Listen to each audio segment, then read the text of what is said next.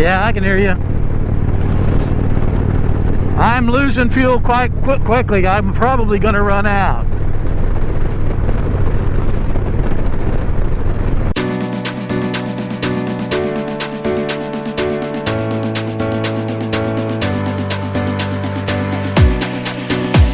Loaded them.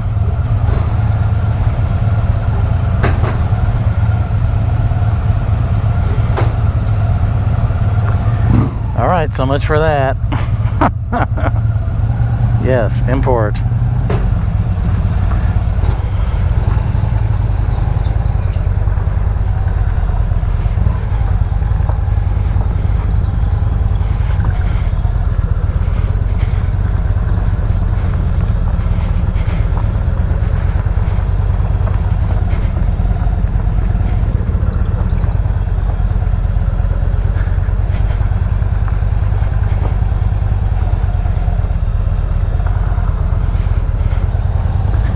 All right.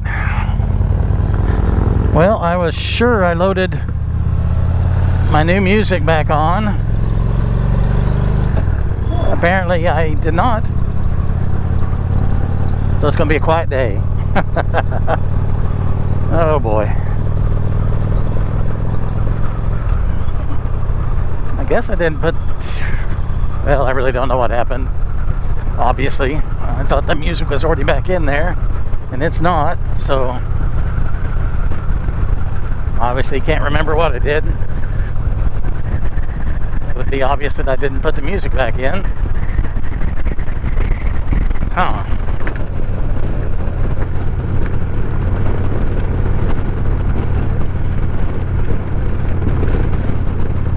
I could have sworn I did.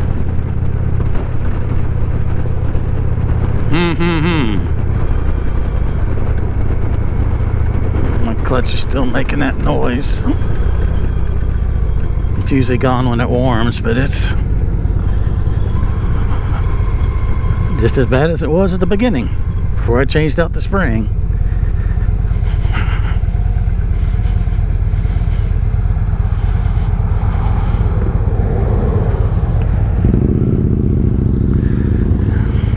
And so far our helmets aren't communicating with each other, so that's a bust. We had them all working the other day, so I don't know what's going on with that. But the sun's shining and the bikes are running.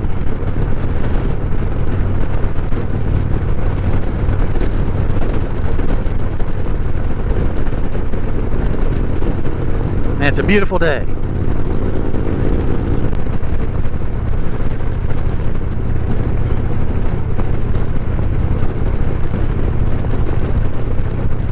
Me and technology lately have been having a problem.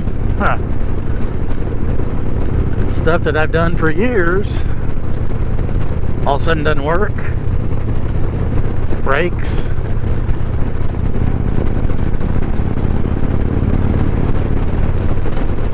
Double and triple check a few days before, get on the bike a few days later, doesn't work.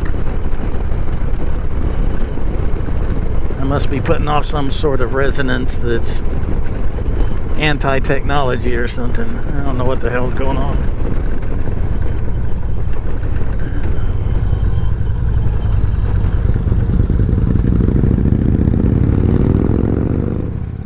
I think so.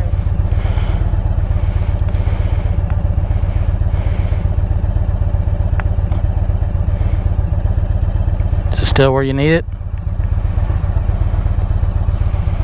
Does it need to come down more? It's hard to say, not rolling, but maybe a touch. Yeah, oh, okay, not that much. All right, there.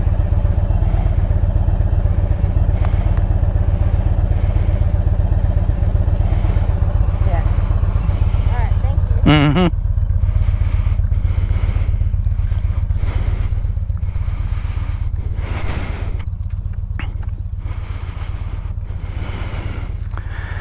Always carry some tools.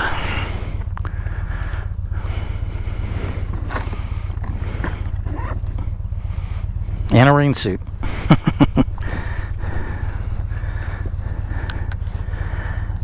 because you can always do without the rain suit. I mean, you always need it, but if it's raining, it sure makes life a lot better. Alrighty.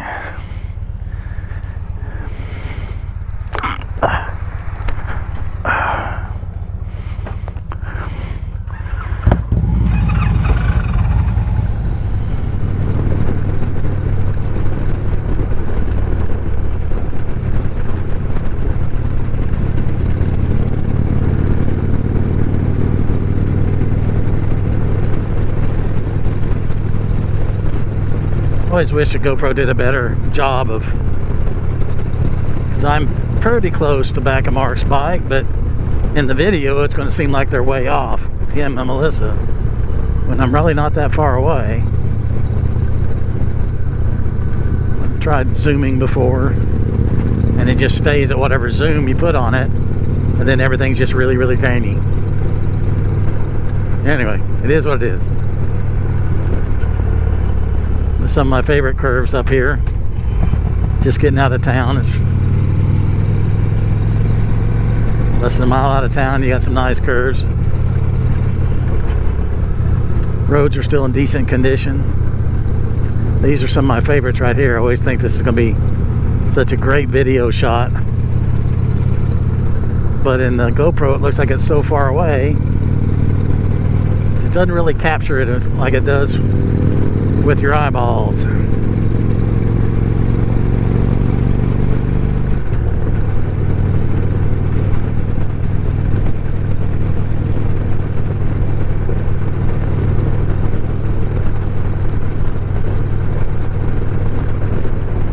$59. A lot different than the last time we rode when it was 91.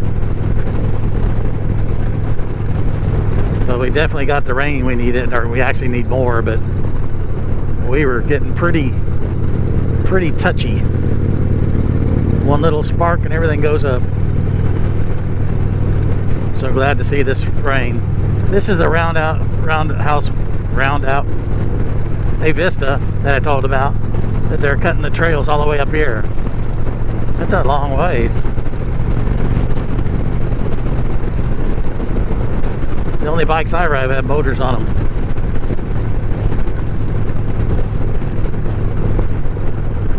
That pedaling stuff is a lot of work. Of course, people that do that are in a lot better shape than I am. But still, two wheels needs a motor. That's fun.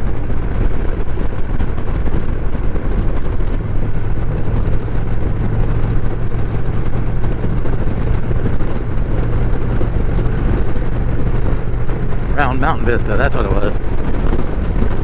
I knew my brain would come around at some point.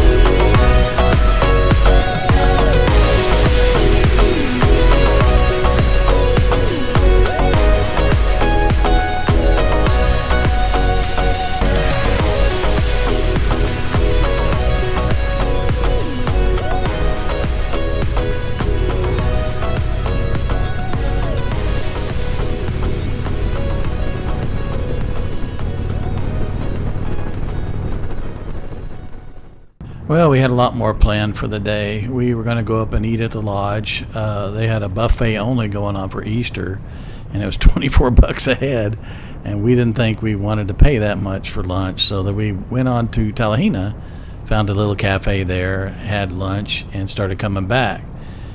What had been happening all the way to Talihina is I'd been smelling gas.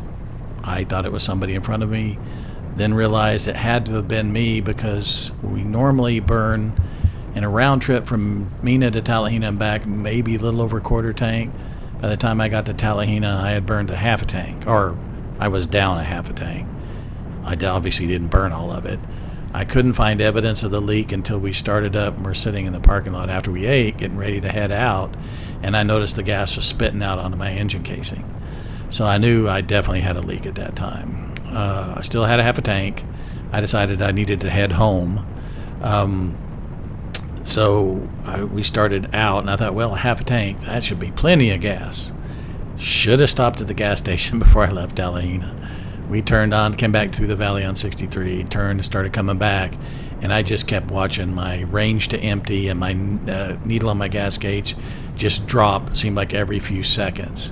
And I was on low fuel, needle at 0 by the time I hit Mena. Somehow I hit Mena. I don't know. I just expected to be on the side of the road and both of them riding on and getting the truck and a gas can and coming back. But they stuck with me, of course, and we made it all the way back to Mena and got the nearest gas station, put about 2.5 gallons in, and by the time I got home, it was practically spraying out of my injector and out of the fuel line all over the place. It was like I just spent Easter Sunday running around distributing gasoline to the countryside, apparently, because I was going through it like you wouldn't believe.